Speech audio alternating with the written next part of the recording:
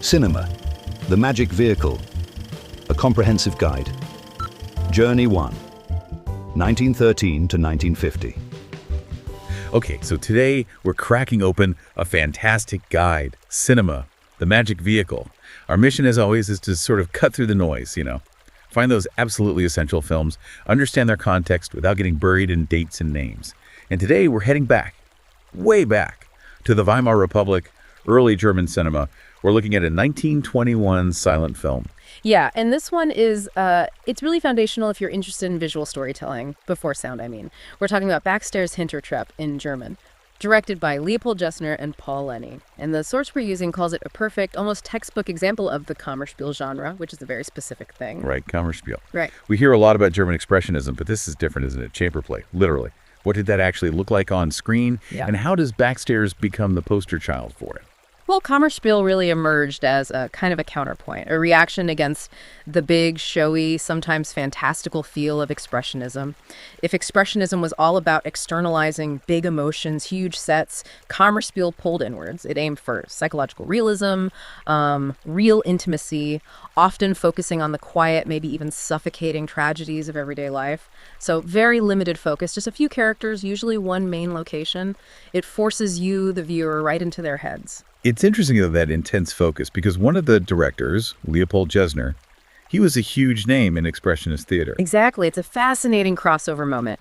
Theater directly feeding into how film language developed. Gessner was famous on stage, particularly for how he used space. He had the signature device, these really steep, dramatic stairs. People even call them Gessner-Treppen. Oh. Yeah, and he used them to show power dynamics, emotional distance, all that between characters. So Paul Leni, who was the art director on Backstairs and co-director, he essentially lifts that stage convention and puts it onto the screen. Pretty much, yeah. Which makes the title, Backstairs, incredibly significant. It's not just where it happens, it's the whole structure. It's a metaphor built into the set design. Totally. Those backstairs define everything. The social levels, the maid waiting upstairs, the sort of lonely, disabled postman stuck down in the basement. And it maps their emotional journeys, too. Climbing up, hoping for a letter, or, descending into tragedy. The whole thing plays out on that vertical line. And talk about commitment to visuals. Yeah. The source makes a really big point about a technical choice they made. For 1921, it was radical. Oh, absolutely. It says the film totally dispenses with captions. No intertitles at all. None. Which is, talk about pressure. It puts enormous weight on the actors, the lighting, the set design, everything visual. It's pure visual language. It's incredibly bold. They're relying only on light, shadow, how people move, the space itself. Carl Mayer wrote the script, which must have been incredibly spare. And you have key actors. Henny Porten as the maid, Fritz Kortner as the postman, Wilhelm Dieterle playing the boyfriend. And Porten was a big star, big enough to have her own production company involved. Gloria Film, Henny Porten Film Production. That probably gave them the clout, the creative freedom to actually go through with this really severe, captionless approach. Okay, so let's get into the story itself. If Kammerspiel demands simplicity, then the plot of Backstairs sounds like it fits the bill. Very stripped down. A tragic triangle. It's brutal and simple, yes. You have the servant girl. She's just consumed with waiting for letters from her boyfriend who's vanished without a word. But what she doesn't know is that the postman, who lives below, he's disabled, deeply jealous. He's intercepting them, stealing them. So right from the start, it's steeped in misery. And the postman, Kortner's character, he doesn't just hoard the letters, does he? He tries something else. He does. It's sort of a misguided attempt at kindness, maybe. He sees her despair and actually forges a letter pretending it's from the boyfriend just to cheer her up, give her some hope. But that can't last. No, of course not. The deception unravels. She catches him, basically writing another fake letter, and it all comes out, his loneliness, his possessiveness.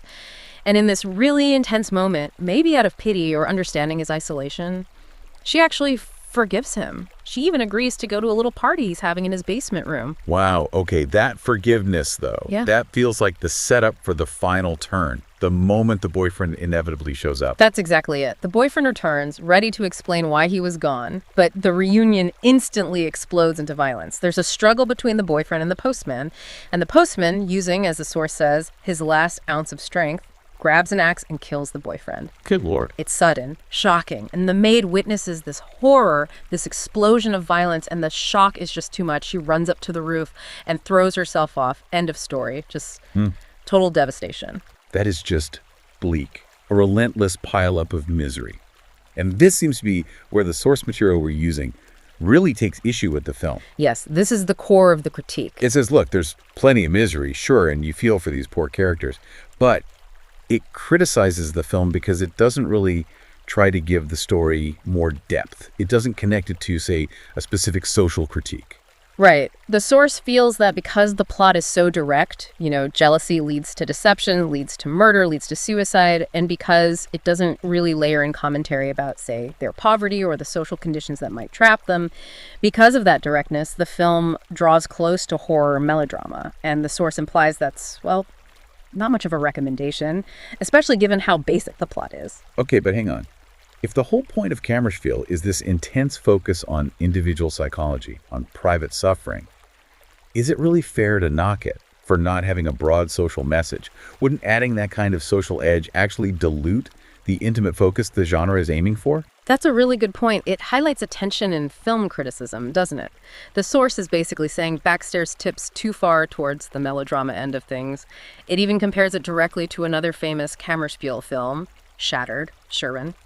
It says Shattered had this ascetic simplicity in how the characters behaved, very controlled, very restrained, whereas Backstairs, with its rapid-fire tragedy and raw emotion, ends up feeling like overstated heaviness. The feelings are almost too big, too sudden.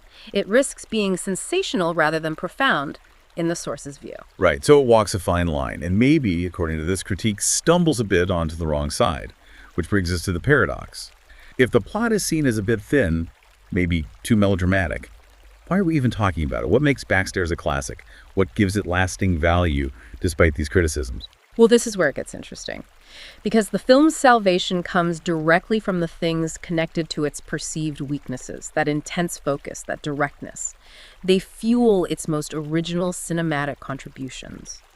We're talking about the way it uses space, those stairs, in such an expressive way, the lighting, which is incredibly deliberate, even how inanimate objects like the letters or the axe become loaded with meaning. So the formal elements, the how it tells the story, are actually more important than the what? In this case, arguably, yes. And above all those visual things, the source highlights the acting. It calls the film, despite the plot issues, a rich character study. And that is the goal of Kammerspiel, right? Getting inside the characters. Absolutely. And it singles out one performance in particular. It does. It suggests Henny Porten as the maid. Maybe it does not always strike the right note. Perhaps a bit too conventional sometimes for such a stylized film.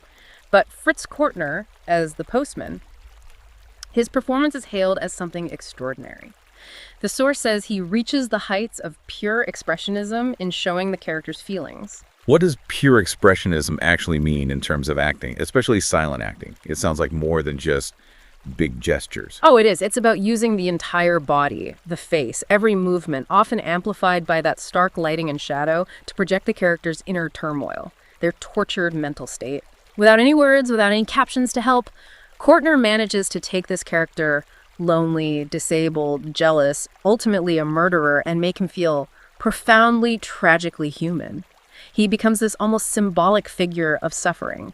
And that performance, according to the source, is what lifts the whole film. It gives the entire project its lasting power and significance, despite any flaws in the story itself.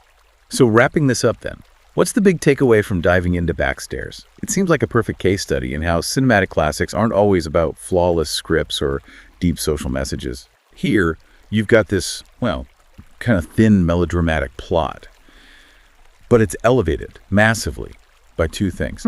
Incredible formal innovation, Justner and Lenny using those stairs, the whole visual design, and one absolutely powerhouse performance from Kortner that anchors the human tragedy. Yeah, the style and the performance basically triumph over the substance, you could say. And that's why exploring film history with guides like Cinema, The Magic Vehicle, is so rewarding. You uncover these moments where filmmakers were really experimenting, figuring out the language of cinema.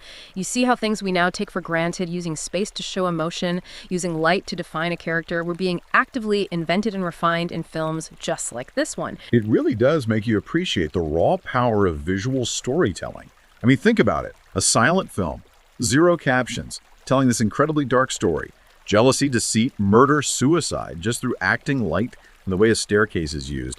Makes you wonder, doesn't it? What's the core power of cinema revealed there? And maybe, what could filmmakers even today achieve if they relied a bit less on the script and more on that pure, expressive visual form? Something to think about.